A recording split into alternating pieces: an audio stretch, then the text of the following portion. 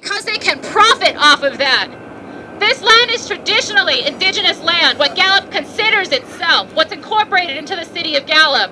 We're here today to tell the city of Gallup, to tell its economic system that profits off of our death. We are reclaiming this space as indigenous space. These streets, these businesses, this government, all of this should be a safe space where Native lives are celebrated and they're valued. But instead Gallup makes a profit off of Native lives and gives absolutely nothing back to Native people. All it gives back to us are deaths out in the brush south of the city. Are people dying on the streets and just getting walked over? Are people like Mayor Jackie McKinney saying racist things in open?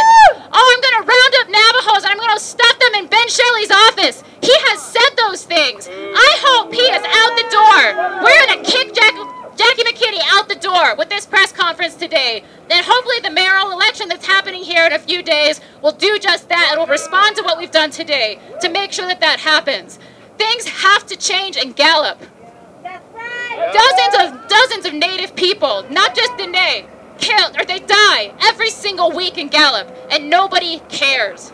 That's why we have the names on all of these signs. 180 people have died since July 2013 when the detox center changed hands. There are no services that are provided for those people, and that's why those death rates are so high. If you look at statistics across the country, Native people are at the bottom of every single one of those piles of prosperity, of wealth, of livelihood, of well-being. Why is that the case? Because the history of the United States is a history of colonialism, and the history of the United States is a history of colonial violence against Native people, and that is no more apparent than in border towns like Gallup that border large indigenous land bases and land populations. Colonial violence has to be extreme in these locations because Native people never disappeared.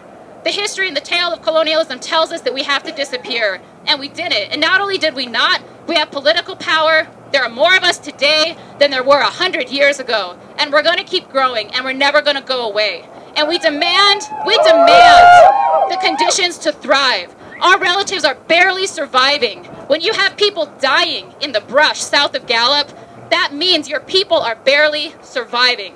And we demand a change. I'm here on behalf of the Red Nation. We demand to thrive, not just survive. We demand life, not just death. And we don't demand just respect. We demand that the laws that are supposed to protect us are actually enforced to protect Native people. And that the city of Gallup and the United States acknowledge the fact that the entire system, the economic system, the political system, and the cultural and social system is premised on colonial violence against Native people. That's why we're here today. So I think what we need to do to start now that the train has passed and I've gone on my diatribe, just to let you all know real quick, my name is Melanie Yazzie. I'm part of the Red Nation, my t-shirt. We're the organization, we're based in Albuquerque, but we've been doing work here on border town violence in Gallup. We came out here to sponsor this event today. I want to extend sincere thanks to all of you, to all Shike, Shidane, and all my other relatives who are here supporting this initiative. I think what we should do here before we get this press conference underway is we should have another prayer just to set the tone for this, and then we'll have some brief presentations from people, and then we're going to have a speak out. Larry, are you around still? Just to provide just a quick prayer to get these proceedings off on the right foot. Woo! Woo!